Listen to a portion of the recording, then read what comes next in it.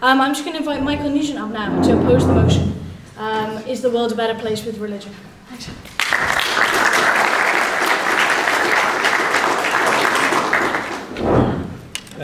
Thanks very much for inviting me here. Thanks Hamza for coming over.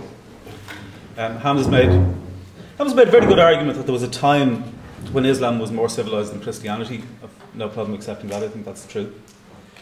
He's argued that Islam is good because it helped to form secular society. If that is true, then I'm happy with that.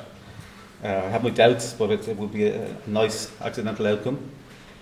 But on the topic tonight, which is slightly more focused on that, is the world a better place with religion? And that is a question of balance.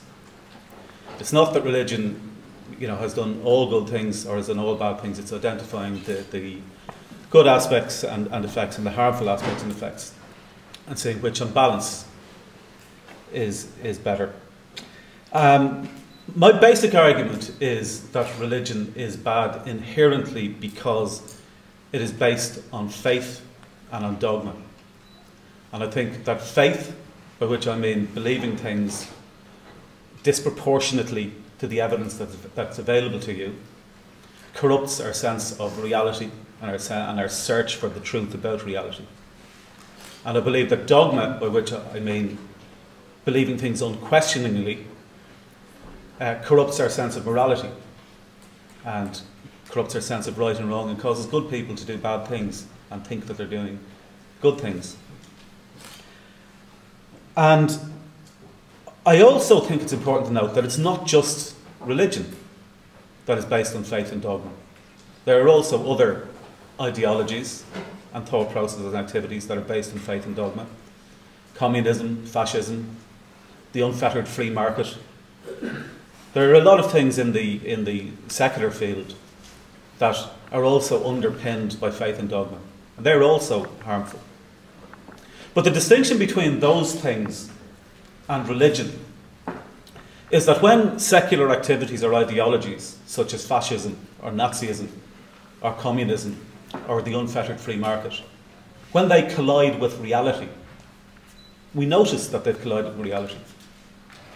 And people can identify, we did think that was wrong, right, now we realise that it's wrong. Whereas what religion does is it places its imagined rewards and its imagined threats in an untestable supernatural realm. It makes them seem very attractive because they're based on, marvellous rewards for eternity. And it makes them seem very threatening because they're based on eternal damnation. And because of that, because of the untestability in real life of the religious faith and dogma, as opposed to secular faiths and dogmas, it's more important to intellectually challenge those faiths and dogmas in order to tackle it with integrity and to come to conclusions that are based on rational evidence. Now, I think religion does do, or is more accurately, is the filter through which, or the process through which some good things happen. Some people get a sense of comfort from religion, a sense of peace, particularly in a very harsh world. It gives some people reasons to do good things. And these are important benefits that appear to come from religion, but I would suggest more accurately come through religion. The most recent research in the field of positive psychology has identified the areas that are most important to human well-being. And they're things like positive relationships with other people, a sense of meaning or purpose or connection with something larger than yourself, a perception of self-control over your life. It doesn't have to be actual control, but a perception of control, and absorption in activities that you can lose yourself in. And these are things that a lot of people get through activities associated with religion. And it can appear that they are benefits of religion. But actually, you can get the same benefits through activities not related to religion. You can get the same benefits without entangling them with the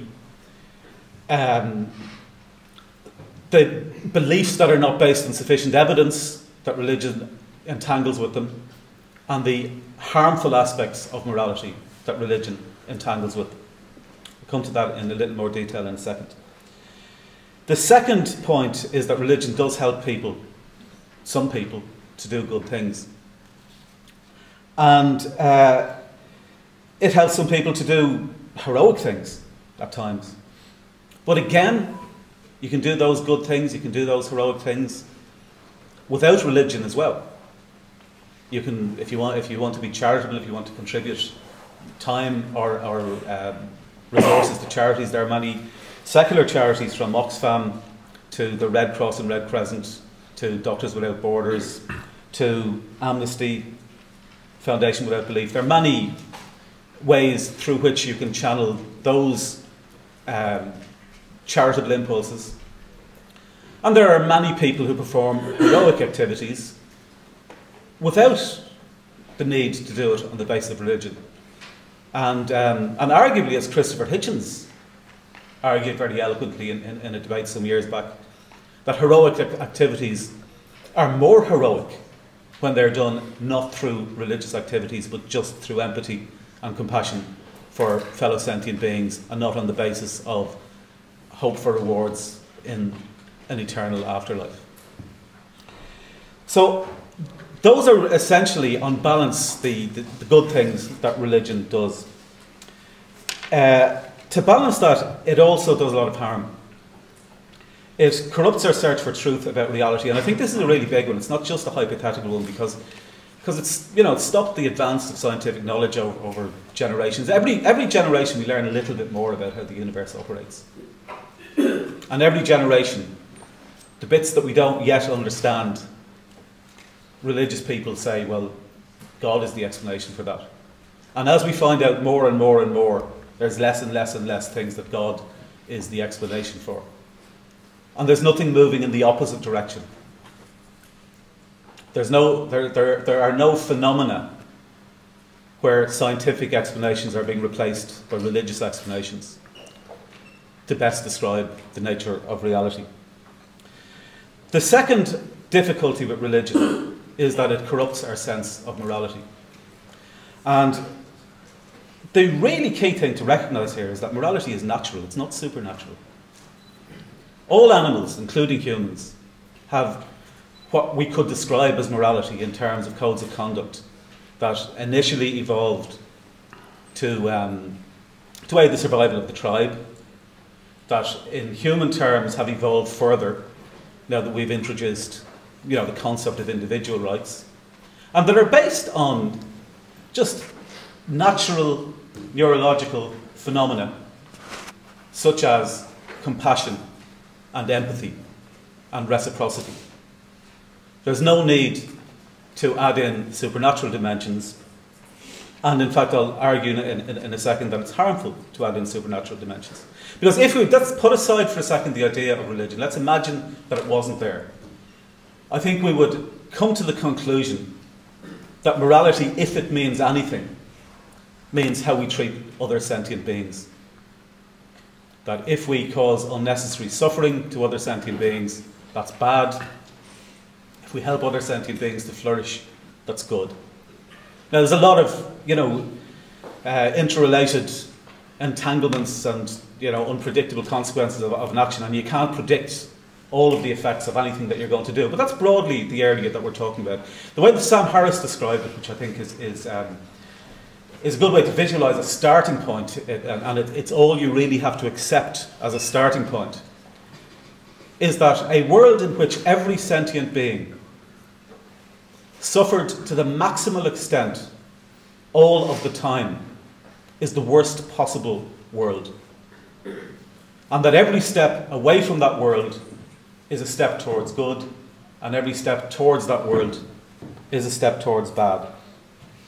Now, as I say, we can't know all of the intermingled effects of any of our actions and exactly whether it's going to cause a balance of good or bad, but that's broadly what we need to try and make our best educated guess when we're deciding whether to do something. And we can know enough, for example, to know that genital mutilation of children is bad, that deprivation of proper medical care is bad. We can know that having sex with children is bad. We can know that it's not bad, or that you shouldn't feel guilty about having normal sex with adults. We can know that it's bad to discriminate against people based on their race or their gender. We can know that it's bad to kill people for what they believe or what they say in terms of apostasy or blasphemy. We would know generally, if we didn't have religion to corrupt our natural sense of morality, we would know those things. But what religion does is it adds in, at best, a distraction, and at worst, a directly corrupting influence, by saying, even though these things cause suffering to other sentient beings for no benefit in the real, actual world in which we live, you still should do it because the creator of the universe says so. And he told somebody 4,000 years ago, or 2,000 years ago, or 700 years ago, or however long ago your particular chosen deity decided to pick one of the 100 billion galaxies in the known universe, and then picked one of the 100 billion stars within that galaxy, and then picked one of the planets surrounding that star, and then picked one of the millions of species on that planet, and then picked one of the individual members of that species and said, I think I've got to tell that guy to stop gathering sticks on the Sabbath. It's an absurd set of priorities, even if you accepted the existence of a being that's supreme, that its priority would be to make moral codes that have no connection with suffering or well-being.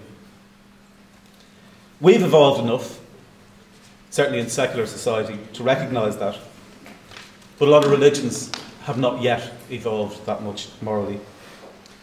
There's a couple of things in terms of religion in practice, and there's a lot of studies. Hamza has gone over some of the studies that equate religiosity with benefits. From those that I have read, if you dig deep enough within them, they're associating the effects of actions and behaviours that are associated with religion, but that can also be conducted outside of religion with those benefits. But there has been a study recently of correlations between religion and societal health in the normal sort of Western prosperous democracies, to try and get a sort of an even playing field of comparing like with like. And in general, higher rates of belief in a deity and worship of a deity of any nature correlate with higher rates of homicide, of juvenile and early adult mortality, of sexually transmitted diseases, of teen pregnancy, and of abortion.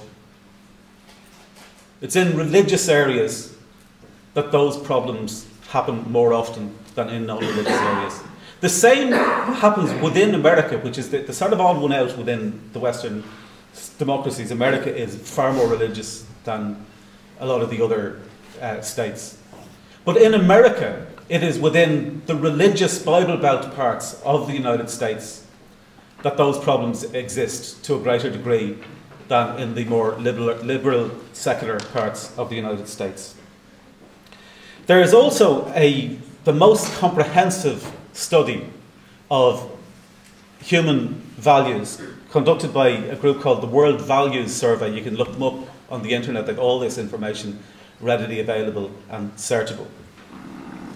And they have been conducting it. It's basically a team of interdisciplinary social scientists around the world in all of the continents who have, over the last 2 decades, been conducting rolling surveys of human values. And they have managed to map 70% of human values onto 2 scales. There's a personal scale of moving from survival values to self-expression values. And there's a societal scale of moving from traditional religious values to secular rational values. And what they are finding as a general pattern to various degrees throughout the world is that when you invest in education, in the economy, in health services, in communications technology. That is a trigger that enables more individual people to move from survival values towards self-expression values, and the cumulative effect of a lot of people doing that moves society away from traditional religious values and towards secular rational values. So the trend is, and I'm relatively optimistic that in the long term that we will evolve enough to understand how to measure reality based on evidence. The trend is that individuals are moving towards self-expression values and that societies are moving towards secular rational values. The one point that I do want to make about Islam is that, firstly, I think that the Quran contains a lot of very good things in terms of teaching people, you know, not to lie, to be good to their parents, to set slaves free, to be good to the poor. It contains a lot of good things, and it also contains a lot of bad things. The idea that men are in charge of women, I find morally repugnant. The idea that a woman's testimony is worth half of a man's testimony. The idea that a woman can only inherit half of what a man can inherit. The idea that a man under certain circumstances can beat his wife. I also find the idea of cutting the hands off thieves to be particularly barbaric. And the idea of killing people for apostasy, or for blasphemy, or for adultery, to be a morally underdeveloped code of conduct. And what I find is, and I could do the same thing for Christianity, so believe me, I'm not I'm focusing on Islam today because I happen to be debating it with Hamza.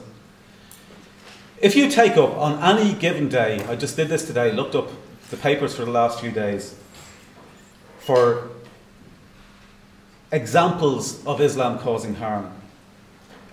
Sheikh Bassam al-Qayyad, head of the Palestinian Islamic Scholars Association in Lebanon, has said that the Jew is a Satan in human form. Allah inflicted the Jews upon humanity in its entirety, and especially upon the nation of Islam. The Jew is a Satan in human form. We could almost say that the satanic jinn take lessons from them. There's 2 Saudi female activists filed lawsuits against the government for refusing to issue them with driving licences and banning them from driving a car. Fairly harmless activity, one would think, in a normal society. There's a civil servant in Indonesia called Alexander An who wrote on his Facebook page that God doesn't exist. The following day he was beaten up by his work colleagues and then arrested by the police and is currently potentially facing 5 years in jail for blasphemy. There is another case just today in Pakistan, a factory security guard who sent a text message to a friend saying something offensive about companions of Muhammad has been arrested for blasphemy. Also in Pakistan, 2 brothers have just murdered their wives and their mother-in-law because she had failed to raise her daughters in accordance with our traditions, and one of them said he had warned the mother-in-law several times to control her daughters. Her crime was that he had caught his wife talking to a man over a cell phone. And then on the more absurd end of the spectrum, we have a case in Holland where a Dutch Muslim politician has called for a ban on dogs in The Hague, and a UK Muslim taxi driver has refused to drive a blind man because he's a guide dog. So ranging from the deadly serious to the kind of funny, silly end of the spectrum, on any given day of any week of any month, if you have a quick search through the papers, you'll find examples of religion causing harm.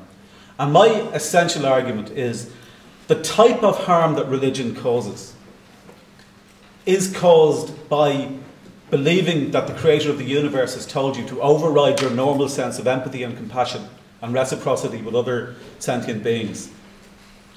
And that the type of good that comes from religion is the type of good that could be conducted by anybody, religious or secular, and that does not depend on believing that the creator of the universe has told you to do it because it's a natural feeling to want to do it anyway. Thank you very much.